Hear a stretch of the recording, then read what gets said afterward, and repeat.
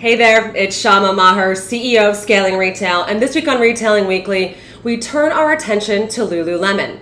Now, Lululemon has historically been a brand that we've had our eyes on. Earlier last year, I rolled out a few talks, really customer-centric approach. What are we doing with customer loyalty? Well, Lululemon has a very great program that they've been rolling out and testing, very similar to Amazon Prime.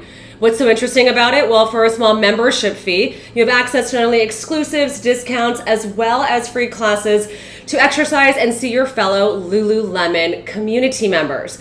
Now, what's new with this business? Well, Lululemon has recently announced they'd be entering into the personal skincare line as well as launching a new shoe business. Now, what does this mean? Well, this brand has really cornered the market in the athletic wear business as well as looking at leisure wear and kind of transitional athleisure garments. They'll be shifting their resources away from their men's brick and mortar standalone stores, and they will be now taking those resources and redirecting them towards more joint gendered retail environments as well as more experiential retail spaces, alleviating some cash flow to allow them to experiment into these new product categories. Now, why is this a great idea? Well, guys, closing down a retail store doesn't mean business isn't good. In fact, it might mean that you're just simply looking to reallocate cash flow. Oftentimes in the market, when we hear of store closures, speculators will say that business must not be good and brick and mortar must be dying. Guys, we're way smarter than that. Brick and mortar is not going away, but how we choose to engage in a physical platform is still to be determined. With this new cash flow that's been freed up, they'll now be able to invest in more experimental, curated stores in order to give really well cohesive branded experiences. Now, again, allocating resources to personal products as well as shoes is going to then give that consumer an opportunity to fully experience that Lululemon lifestyle and brand in a very 360 way.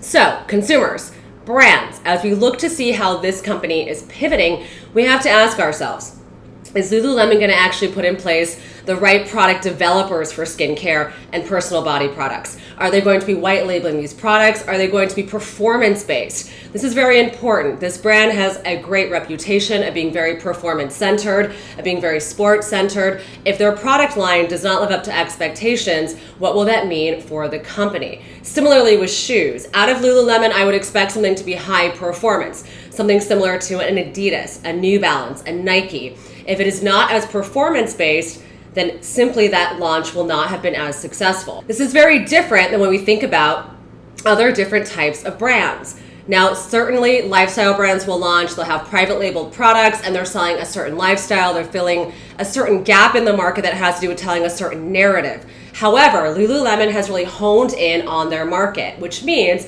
they are known for quality, they're known for assortment, and they're known for testing out and catering their products to their consumers. My hope is that through the activation of their loyalty program, they were able to test market their shoes and their skincare line in order to make sure that they had a really well-vetted focus group.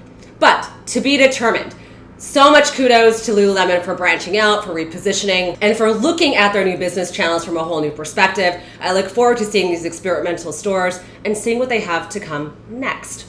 All right, guys, if you're ready to take a new business approach and strategy to your retail establishment, please send us an email at hello@scalingretail.com.